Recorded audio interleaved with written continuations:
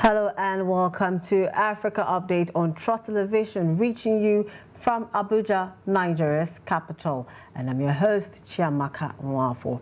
Now, there's been a very big event that's taking place this week. Actually started around the 10th of September, and that is the United Nations General Assembly. And on Africa Update this week, we'll be looking at what African leaders had to say at the assembly, or the takeaways there. Do stay with us. We'll be right back.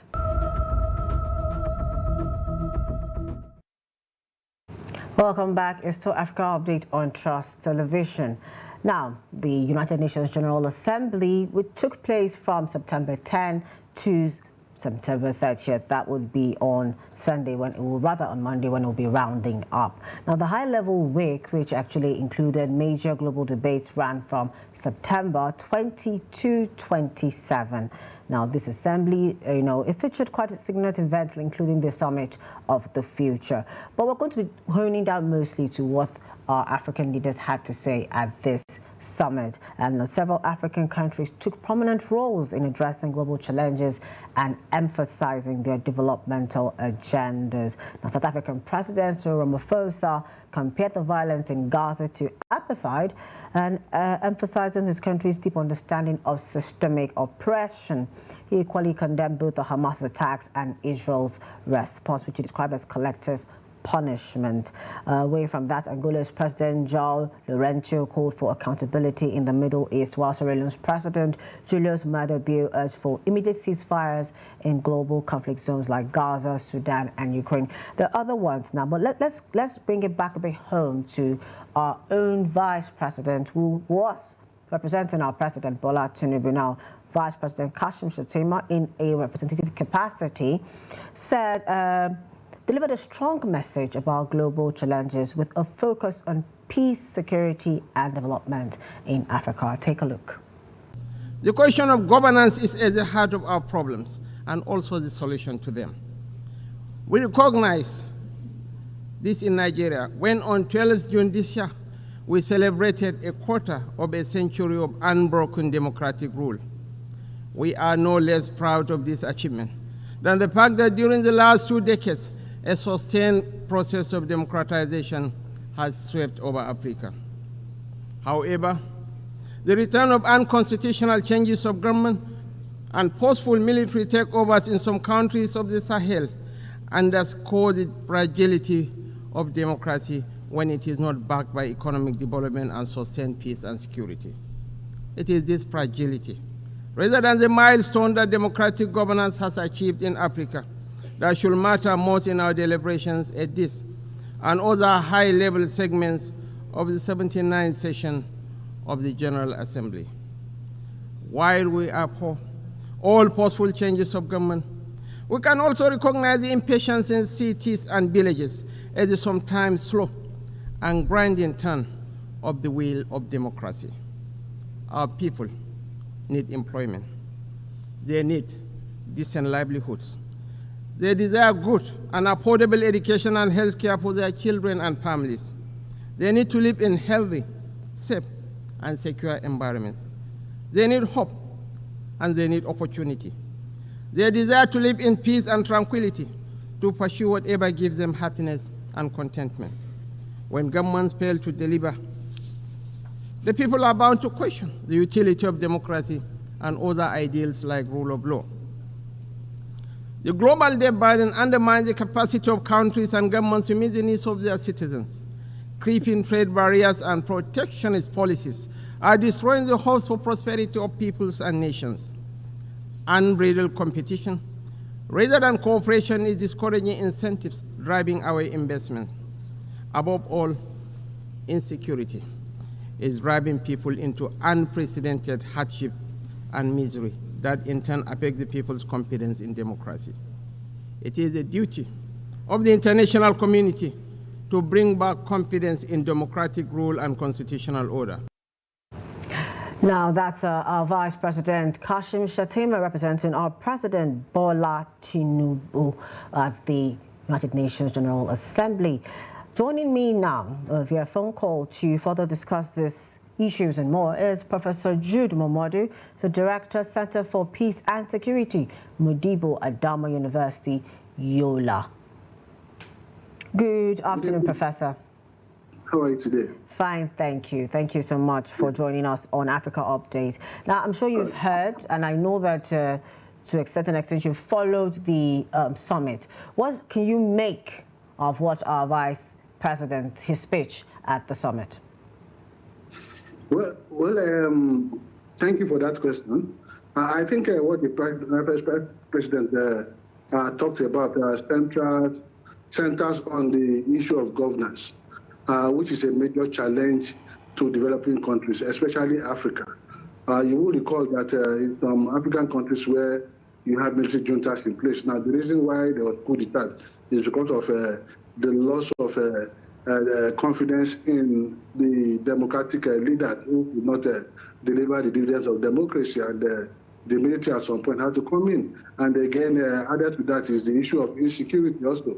The democratic leaders could not muster enough strength to ensure that they deal with the issue of terrorism within the Sahel region, and perhaps those are the reasons that led to the military takeover. So generally, I think Africa is really grappling with the issue of bad governance, and that's why the president brought it to fore that global arena to let them know that the UN must also be focusing on the issues of governance in developing countries, particularly in Africa, to ensure that they mandate or they find a way to ensure that they track governance issues in Africa to ensure that the African leaders deliver the dividends of democracy to their people, which is currently lacking now, including Nigeria also. You recall that about a month or 2 months ago, there was this protest hashtag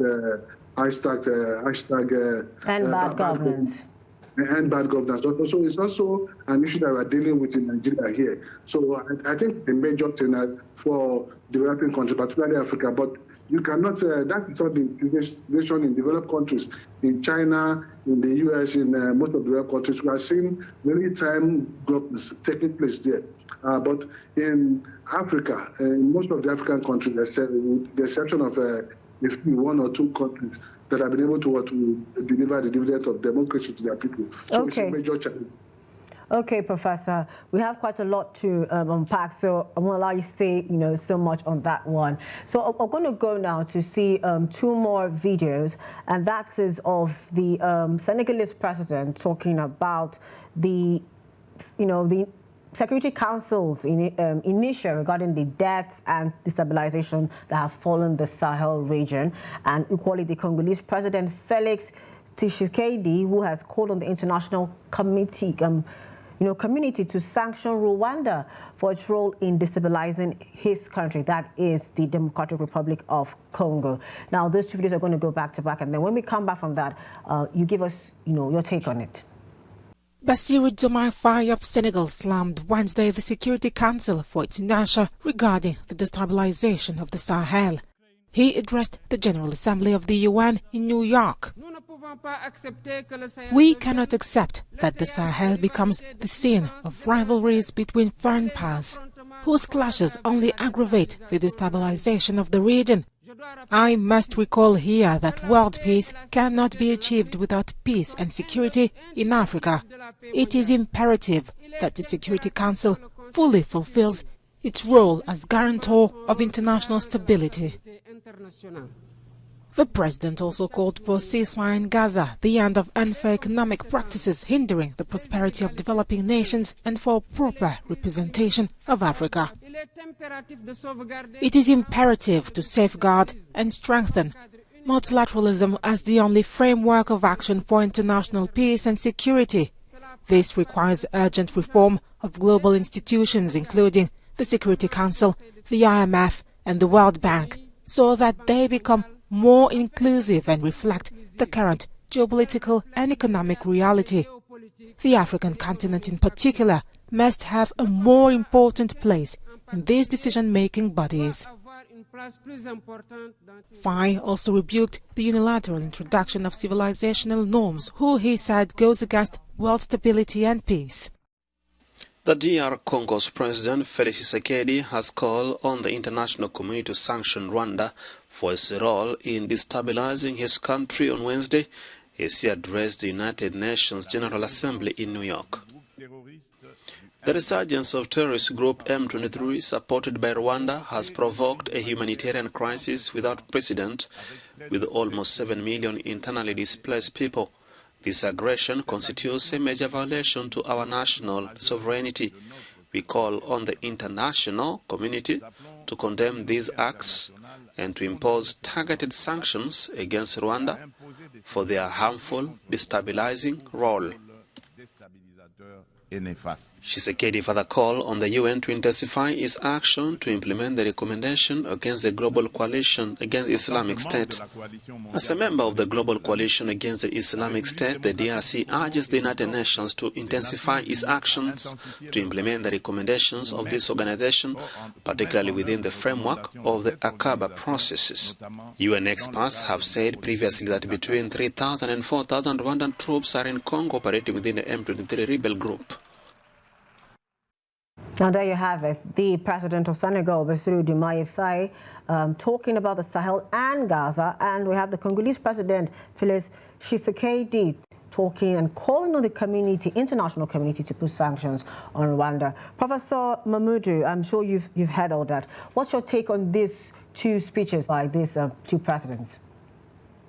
First, the speech delivered by the president of Senegal, who was calling the attention of the United Nations to the fact that very valid assertion because you know that the UN, since its establishment in 1945, you had 5 permanent Security Council members. They have been the one calling the shot, and the actions in a way have been destabilizing the world. And you find out that sometimes when they have to vote, you see some vetoing the popular decision, popular will of even the General Assembly. So again, and Africa has also not been part of. There's no African nation that's part of the Security Council. So I think it's high time that Africa should also be considered to be part of it. But my worry is that even if a slot is given to Africa, who is going to what? Who would take that slot? Because it will also create fighting and division within Africa because of its colonial legacy. The French colonies, former colonies, the British former colonies, and so far I think 3 countries are I think that can go for that slot if eventually a slot is given to Africa, perhaps South Africa, Egypt, or Nigeria. But again, I think the call here he made, I think, is a very valid call. The Security Council needs to be inclusive. It needs to be inclusive. Africa is the only continent that has no representation on Security Council. I think that is not fair. That is not fair. Africa must be given a slot to also have a membership in the Security Council. I think then going to the call also made by the other president, who said that the president of Rwanda should be sanctioned for destabilizing DR Congo. I think largely that's part of the problem we have in Africa. Sometimes people think that UN is the only one that can bring solution, or the big countries, the US, the Britain and France are the ones that can stabilize Africa. No, African leaders have to work to ensure that they stabilize Africa. Most of the destabilizations or the crisis we have in Africa today, you find out it's even Africa that even destabilize the African continent. Sometimes they do that in collaboration with the world power, whether it's China or France or France, and that's the same Rwanda that experienced genocide in 1994. You can see the road that Rwanda is playing now. Of course, the reason why Rwanda is there is also to also explore mineral resources in DR Congo. And unfortunately, DR Congo has 13% of the world's mineral resources have become the most unstable country in Africa because of the vested interest that Rwanda has there and other countries of the world. So they are potential to keep DR Congo unstable. I think, again, it's unfortunate for Rwanda to be playing that role of destabilizing DR Congo, where you have fellow African countries. As the president alluded, Rwanda has about 4,000 troops in DR Congo. What are they doing with the 4,000 troops in DR Congo? And even their president, the presence of the boots of these soldiers on the ground of Rwanda, they've not been able to stabilize the insecurity in Rwanda.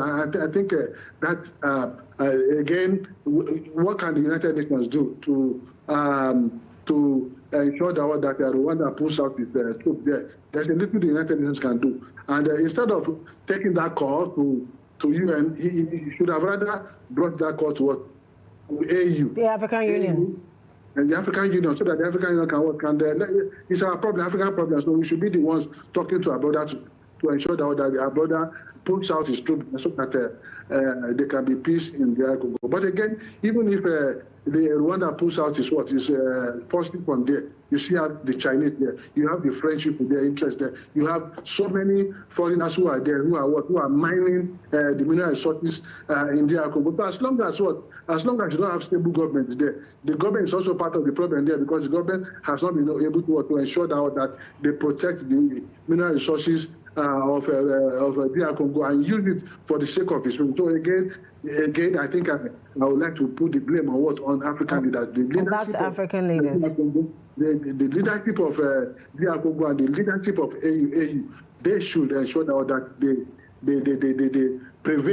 prevail on the external forces who are there, who are keeping DR Congo destabilized, so that that country for a long time, you recall that was in 1961 or 62, Patrice Lumumba also, it was the same problem also that led to the execution of Patrice Lumumba by the country that colonized, the European country that colonized DR Congo. So that problem is what is over. It's almost 60 years, or even above 60 years. It's about 64 years old. So it's a major problem, and the AU has not thought it wise to ensure that okay. the root of that problem and solve it once and for all, so okay. that DR Congo can be stable and prosperous. Okay. All right, Professor, I see. I know you have quite a lot to tell us. We're going to go on a short break, and then when we come back, we'll delve more into what took place at the UNGA Summit, Africa's Perspectives. Please stay with us. Welcome back. It's the Africa Update on Trust Television, reaching you from our studios in Abuja, Nigeria's capital. And I still have with me via phone call Professor Jude Momodu. We've been unpacking what happened at the United Nations General Assembly. Of course, what African leaders actually had to say and how that impacts us. Now, Professor, one of the major issues, which we already touched on briefly, but I'm going to come back to it because it's an issue. And just a few weeks ago, we talked about it here on the program, where America has now said that, okay, Africa should have 2 seats on the Security Council. But now Africa has gone beyond at this summit to ask not just for the 2 seats, but for veto power. You know, how realistic is that demand, one, for us to have 2 permanent seats with veto power on the UN Security Council? Well, thank God that it is the US that is talking about the US that's talking about Africa given 2 slots on the UN Security Council. And I think that's a very right call to be made at this material point in time. So thank God, as I said, it is the US. Of course, you know the influence that the US has in the United Nations structure. But again, now that the US has made that call, it's not left for the African continent to form one united team to now reach out to other continents of the world to carry that narrative to that country of the world to ask for their support, so that what the US has already muted can be debated on the floor of the UN General Assembly as well as on the Security Council, so that the 2 slots can be given to Africa. Of course, you know that Europe has 2 slots France and Britain. Asia also has two slots, China and Japan. Then the North America, sorry, it's only US that has a slot there. So I think it's high time for Africa. So where does Russia fall into this? Okay, Russia is the third country in Europe that has of course in Western Europe. Of course you have in Eastern Europe. You have Western Europe and Eastern Europe. So Russia is from Eastern Europe, but all of them they are Europeans. So as I said earlier on, it's only Africa, a continent that has no representation. Again, I think the UN Security Council has a membership of 15 member countries, but only 5 has veto power. That is China, Japan, France, Britain, and Russia. So and America. And US, I mentioned US. It's just not enough for Africa to negotiate for to be given seats on the UN Security Council, but at least the two African countries must also be given that status of veto power, so that Africa will be able to also veto some of the decisions that may be anti-Africa, or some of the decisions that may be against the interests of Africa, because that is the way veto power is used. Any decision that's against the interests of any of these nations or the ally or countries that they consider as an ally, they veto it. And I think Africa should not only demand for those 2 seats, but they should also demand that the seats that they will be given, they should also be given veto power, that veto power status, so that they can also be able to use their influence in as members of the permanent members of the Security Council to negotiate the strategic interests of the African continent for Africa. Of course, you know that the economic world is skewed against Africa, while developed countries are referred as the southern part of the northern part are the developed countries. You see that the policies of IMF, World Trade Center, all of them, they are against Africa. Today, African countries they are grappling with the burden of debts. But again, they are not the ones they are not the greatest debtor. The US is the greatest debtor. Britain is also indebted. France is indebted. But the pangs, you understand, the burden that these Bretton Woods decisions are putting on African countries, including Nigeria. They are not putting the same burden on America that is the greatest debtor in the world, and including France and Britain. So perhaps if Africa is given given those 2 seats and also given the teeth to bite, that is the veto power status, I think Africa should be able to use this to also negotiate the strategic interest of Africa. And I'm sure that Africa will not continue to be at the mercy of this veto power, the permanent members of the Security Council, who are the ones calling the shot and determining what will happen within the world. Okay, so Professor, now I have 2 questions, and for want of time, I would like for you to answer them. I'll start with the first one, and it's more, along security and peace-related matters.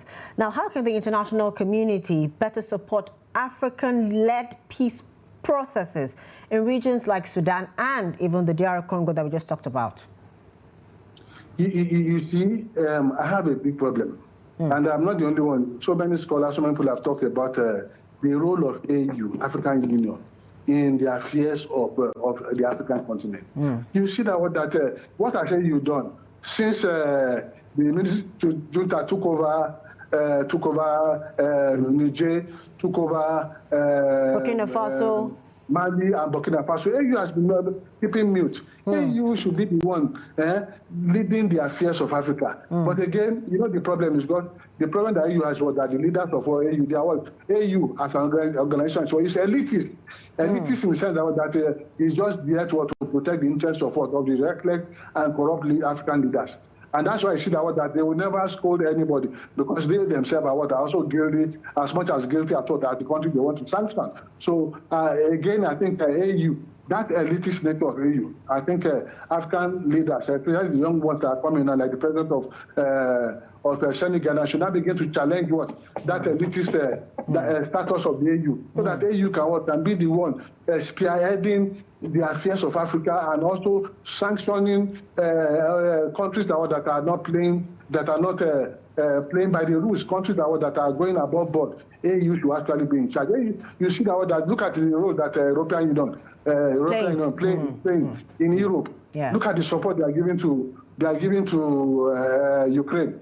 If it was another country in Africa that's attacked by another country or by one superpower, African leaders should just keep quiet. Perhaps the reason why they are keeping quiet was because they are also guilty, because they are also not doing well in their own country. So, but again, I think what you are talking about, we should not begin to interrogate the structure of AU and to what extent as AU as a continental body also that's supposed to administer the affairs of Africa, also help to spearhead peace initiatives. To what extent are they playing that role? As I said, they are not playing that role very well. Even in areas where they have intervened in conflict, they didn't play the role well. So I think this is a wake-up call to AU to ensure that they keep the African continent safe and also ensure that they negotiate the interests of Africa within the global community, so that Africa will not be at the mercy of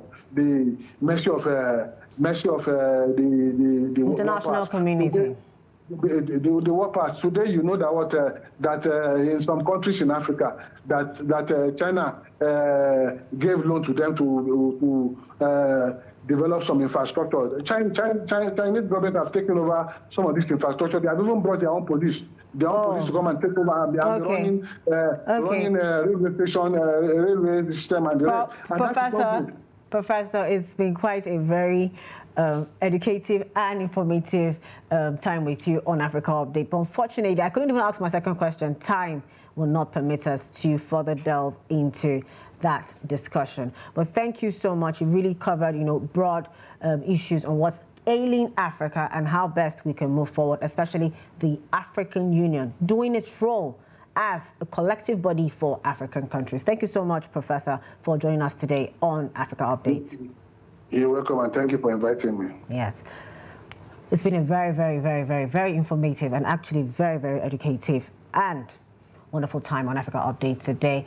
So, same time, same place next week. Don't forget to follow us on our social media platforms and on our YouTube live stream for more of our news programs and documentaries. My name is Chiamaka Nwanfor. Bye for now.